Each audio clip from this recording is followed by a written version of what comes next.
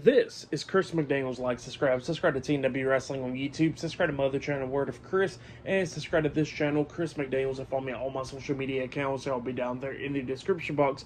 And I'm here to do my WWE Friday Night SmackDown August 15th, 2025 reviews. So here we go, discussing about tonight's episode of Friday Night SmackDown. Now we kick off the show with the first segment of the night, where we see the United States Champion Solo Sikoa coming out there with JC Mateo, Tangaloa, and Talatonga, the MFTs. So yeah, they come out there and Solo starts talking about what happened last week on SmackDown about Sami Zayn and everything, but then he says that, with Sami Zayn, he already done stomped on him. With Jimmy Uso, he already done stomped on him, and with Jacob Fatu, he already done stomped on him too.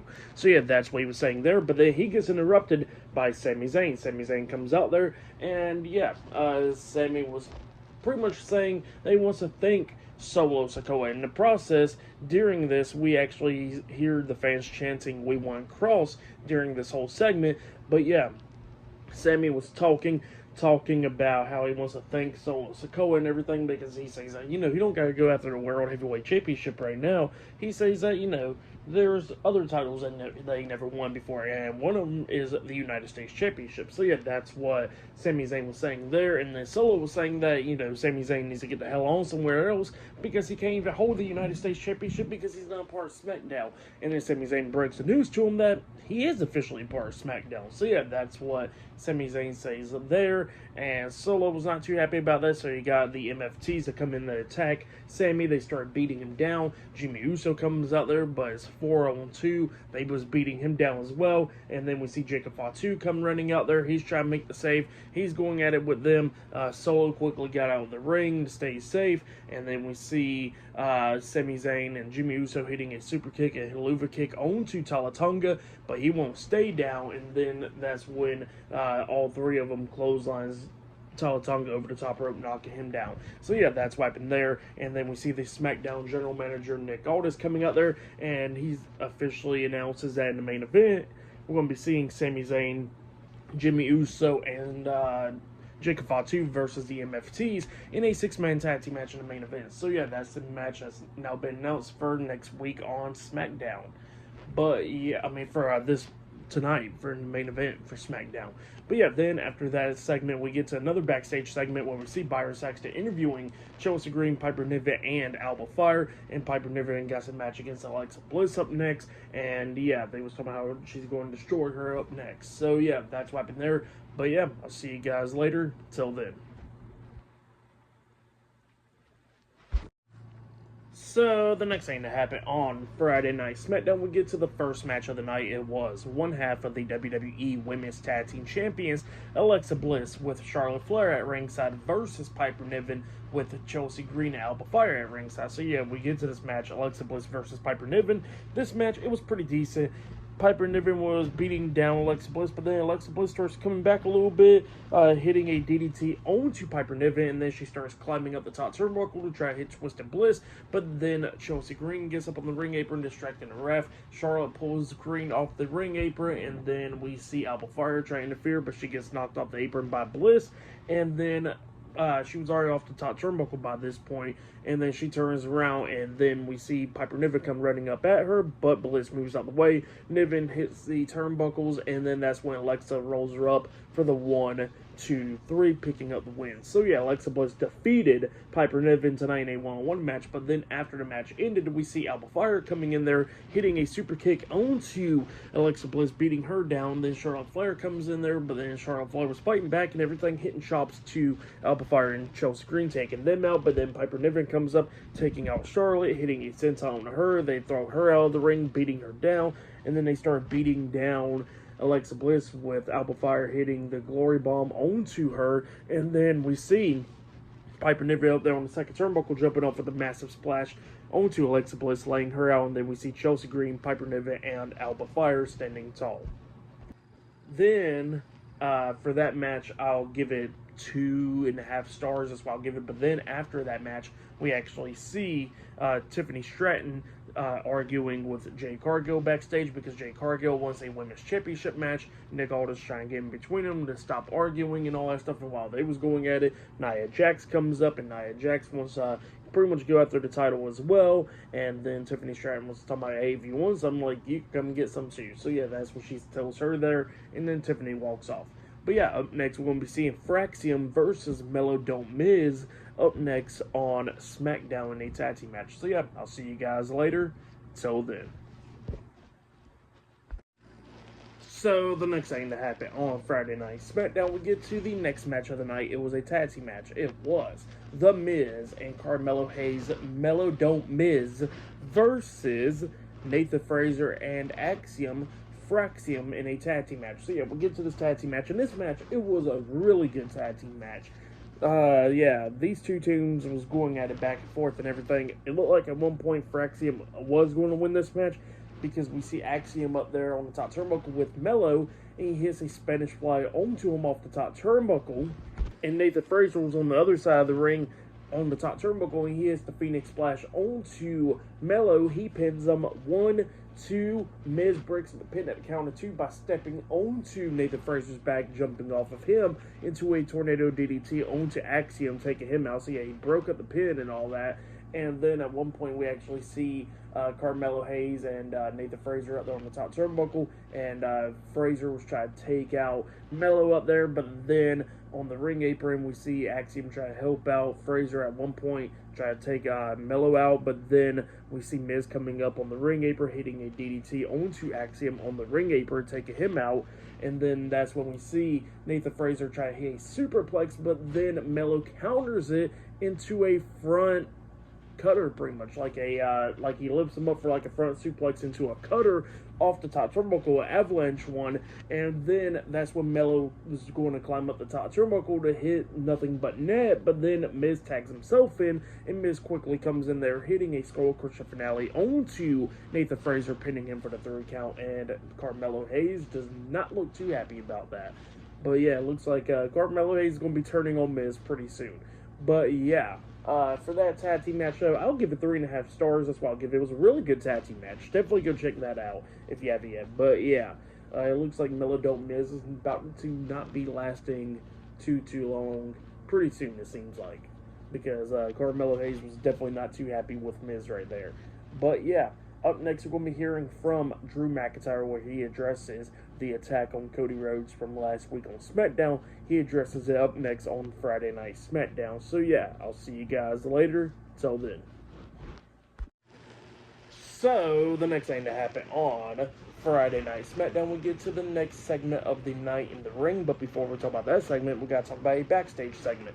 So yeah, we see the WWE Women's Champion Tiffany Stratton walking backstage. Kiana James comes up to her, and then Kiana James was pretty much saying that, you know, Tiffany needs someone as well, just like with Julia and all that. And then she says that, you know, asking where Julia's at, and then Kiana James ain't going to tell her, but then she says that, you know, even though Julia is the Women's United States Championship, she can hold more titles. So yeah, that's what she says there. And then Tiffany walks away, then Michin comes up, and Michin says that, she's actually coming up with the Women's United States Championship, telling Kiana James that. So yeah, that's what happened there. But then after that, we get to the next segment of the night where we see Drew McIntyre. He comes out there to the ring, and he starts talking in the ring. And he was talking about what happened last week on SmackDown, where he laid out Cody Rhodes, putting him through the announce table. And yeah, there ain't no medical update about Cody Rhodes, so he's questioning that himself, because he says that usually after a week there'll already be a medical update, and yet there ain't no medical update on the golden boy Cody Rhodes. So yeah, that's what Drew McIntyre was saying there.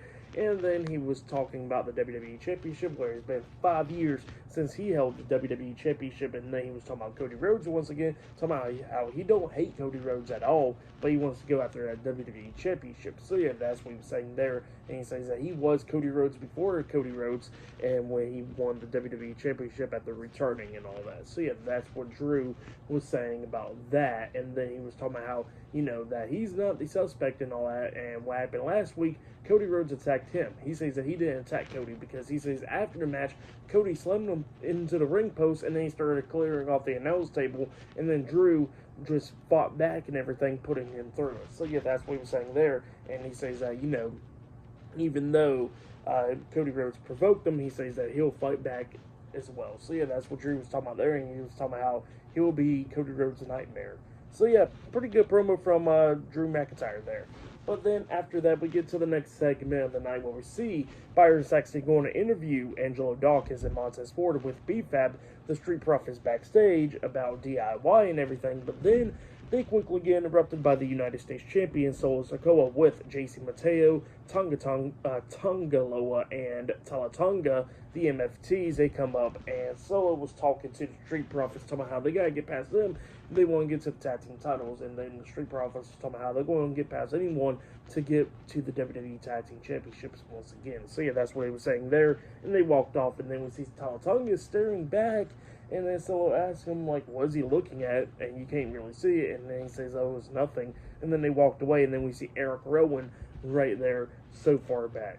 At first, I couldn't really tell who it was until I had to get on X and look and see the images for myself very close up. But yeah, it was Eric Rowan staring him down. So yeah, that's what happened there.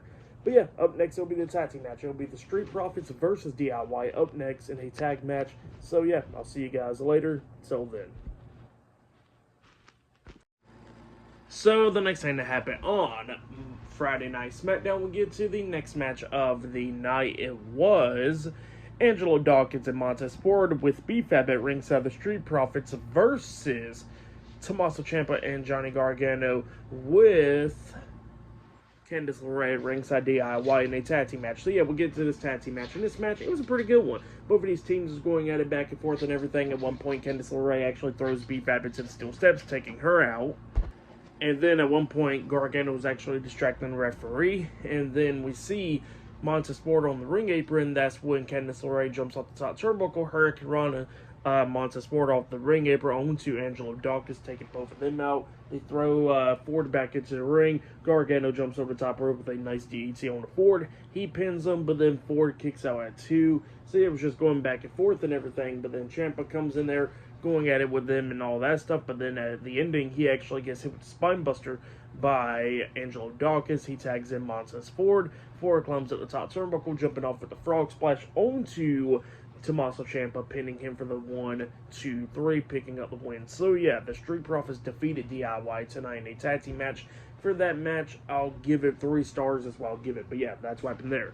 But then after that match ended, we see Nick Aldis talking to Chris Sabin and Alex Shelley, the Motor City Machine Guns, up until Carmelo Hayes comes up, and Carmelo Hayes wants to know what he can do to get for a United States Championship match. And then Miz comes up, and Miz pretty much says that, you know, they know what they want. They want to go after the tag team titles, and Melo was not too happy about that. And yeah, then the Motor City Machine Guns was talking crap to Melo Dome Miz, and it was going back and forth and everything. And then Nick Aldis makes a match next week where it'll be the Motor City Machine Guns versus Melo Dome Miz in a tag team match, and Carmelo Hayes is not too happy about that. So yeah, that's what happened there. But yeah, still to come later on tonight in the main event, we're going to be seeing a 6-man tag team match. So yeah, I'll see you guys later. Till then. So, the next thing to happen on Friday Night SmackDown, we get to the main event. But before we talk about the main event, we got to talk about a couple backstage segments. So, yeah, backstage we see Byron Saxton interviewing R-Truth. R-Truth is all happy about John Cena coming back as the old John Cena and all that stuff. But then Aleister Black comes up and interrupting him, actually. And he was talking about Damian Priest and everything. How he done took out Damian Priest, and then R-Truth got all serious. And yeah, it looks like a personality disorder type thing, changing character with R-Truth, where he was all good and everything, but then he quickly got all angry. So yeah, that's what happened there. I think I like that actually did happen, you know. But yeah, then after that backstage segment, we get to another backstage segment backstage where we see Sami Zayn talking to Jimmy Uso, talking about how he's all happy and everything. And he finally gets the team over Jimmy once again. And then he was talking to Jacob Fatu, and Jacob Fatu pretty much not trusting Sami, and he says that, you know, that he better stay off his way. So yeah, that's what happened there. But then after that, we get to the main event. It was a 6-man tag team match. It was the United States Champion Solo Sikoa, JC Mateo, and Tonga Loa with Tala Tonga at ringside, the MFTs, versus Sami Zayn, Jimmy Uso, and Jacob Fatu in a 6-man tag team match. And we get to this match. In this match, it was a really good 6-man tag team match.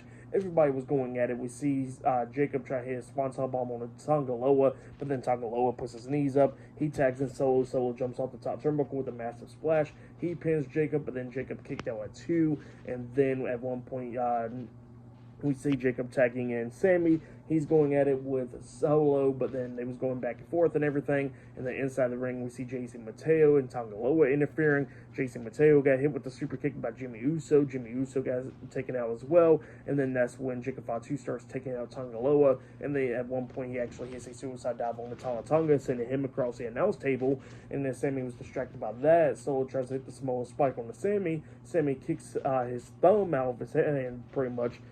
Kicks his thumb away, and then that's when Sammy hits the exploder suplex onto him in the corner, and then he hits Solo with the Helluva kick, pinning him for the 1, 2, 3. So yeah, Sami Zayn, Jacob Fatu, and Jimmy Uso defeated Solo Sikoa, Tonga Loa, and JC Mateo tonight in a 6-man tag team match. That's what happened there. Pretty good 6-man tag team match. And then after the match ended, Jacob Fatu came in there and gave Sami Zayn a hug, and it seems like they're all good. So yeah, that's what happened there to end off Friday Night SmackDown for that match. I'll give it 3 stars. That's what I'll give it. It was a pretty good 6-man tag team match. For match of the night, I gotta say it was probably Fraxium versus Melodome Miz. That tag team match was really good, so I'll say that was match of the night. For tonight's episode of SmackDown, I'll give it 7.5 stars. That's why I'll give it was okay. But yeah, that's why I'll give the whole show. But yeah, that's been my Friday Night SmackDown, August 15th, 2025 reviews. Like, subscribe to TNW Wrestling on YouTube, subscribe to my other channel, Word of Chris, and subscribe to this channel, Chris McDaniels, and follow me on all my social media accounts. I'll be down there in the description box, and I'll see you guys later for this Monday's Monday Night Raw reviews. See you guys later. Till then.